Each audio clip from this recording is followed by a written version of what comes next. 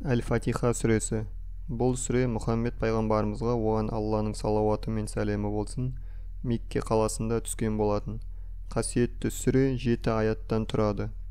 Құрандағы сүрелердің орналасу тәртібі бойынша бірінші тұрғандықтан және де толығымен түскен бірінші сүре болғандықтан Биташар Әл-Фатиха Түл Киттаб деп аталады. Фатиха сүресі Құран кәрімнің мағынасын, ондағы негізгі мақсаттарды түгелдей қамтиды. Атап айтқанда діндегі негізгі және жалпы мәселелерді, ақиданы, сенімді, ғибадатты, шариғат заңдарын, ақырет күніне сенуді, Алланың көркем сипаттарына сенуді, ғибадат пен дұға тілекті бір Аллаға ғана арнауды, хақ діннің тура жолымен жүруді, сол жолда табандылық танытуды және адасқандар соқпақтардан сақтануды, Алладан медет сұрауды, бақытты жандар мен бақытсыз пенделердің сипатын баян ету сияқты көптеген негізгі тақырыптарды түсіндіріп береді. Бірінші аят: мейірімді де рахымды есімімен Алланың. Екінші аят: барлық мадақтар әлемдердің әміршісі Аллаға ғана лайық. Үшінші аят: ол мейірімді де рахымды. Төртінші аят: қиямет күнінің әміршісі де өзі. Бесінші аят: өзіңе ғана бас иіп құлшылық қыламыз, бір өзіңнен ғана жәрдем тілейміз. Алтыншы аят: бізді хақ жолыңа.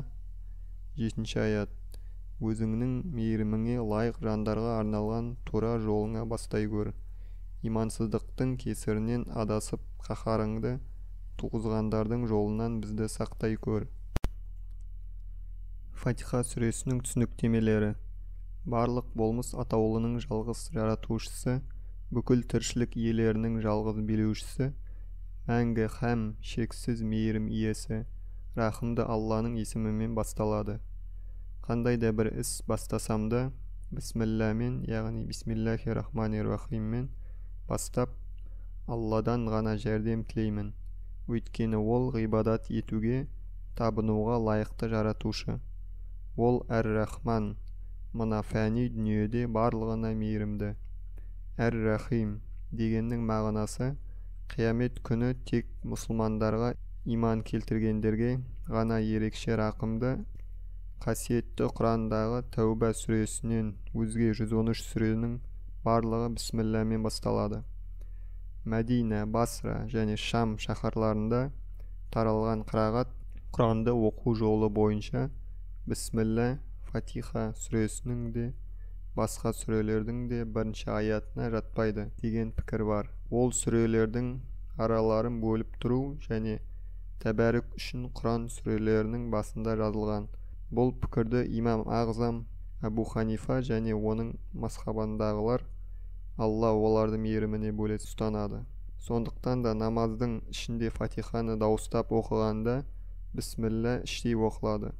Бұған Әбу Хурайраның, Алла оны мейіріміне бөлесін, Мұхаммед пайғамбардан, оған Алланың салауаты мен сәлемі болсын, естіген.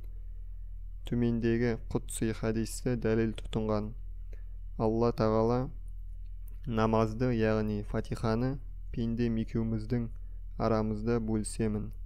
Пендемнің сұрағаны орындалады. Пенде Альхамдулиллахи Роббил Аламин, барлық мадақтар әлемдердің әміршісі Аллаға ғана лайық десе, Алла пенде мені мақтады дейді. Егер пенде Ар-Рахман-Ир-Рахим, ол мейірімді де рахымды десе, Алла пенде мені дәріптеді дейді. Пенде Мәлики Яумиддин, қиямет күнінің әміршісі де өзі десе, Алла пенде мені ұлықтады дейді. Пенде Ияка нағбуду ва Ияка настағин, өзіңе ғана бас иіп құлшылық қыламыз, бір өзіңнен ғана жәрдем тілейміз десе, Алла бұл пендем екеуміздің арамыздағы сырымыз, пендемнің сұрағаны орындалады дейді. Пенде ихтинас сиротул мустақим, бізді хақ жолыңа, өзіңнің мейіріміңе лайық жандарға арналған тура жолыңа бастай көр. Имансыздықтың кесірінен адасып қаһарыңды туғызғандардың жолынан бізді сақтай көр деп соңғы аятты оқыған кезде Алла бұл пендемнің тілегі, пендемнің тілегені беріледі деп жауап қайтарады деген. Хадисте Алла Тағаланың Фатиха сүресін Альхамдулиллахи Роббил Аламин аятынан бастауы Бисмилланың Фатиха сүресіне жатпайтындығына бұлтартпас дәлел болады.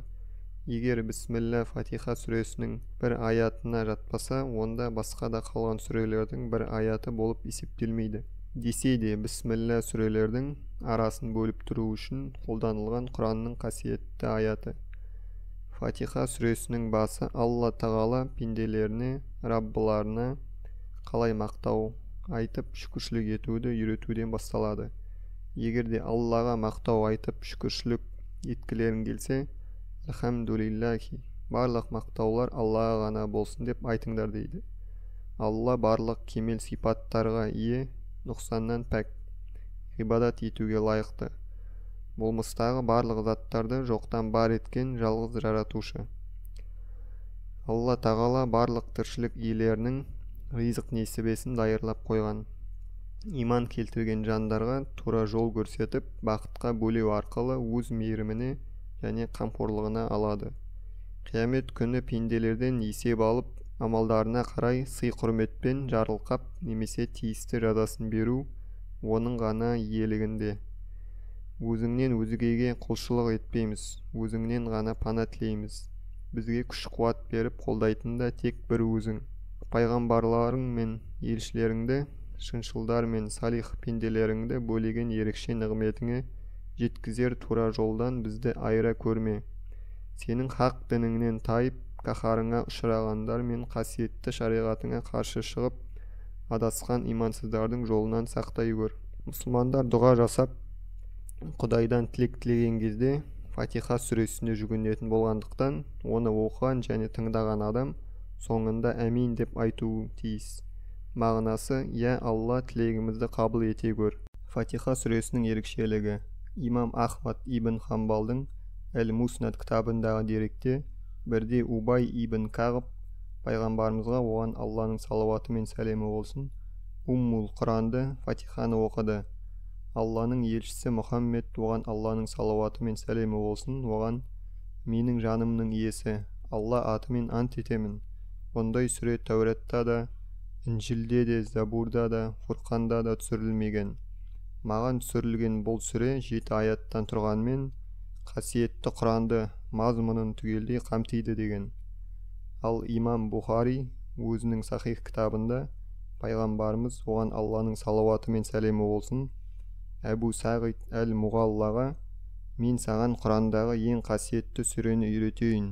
Ол Альхамдулиллахи Роббил Аламин. Бұл сүре 7 аяттан тұрады және қасиетті Құранды қамтиды деген.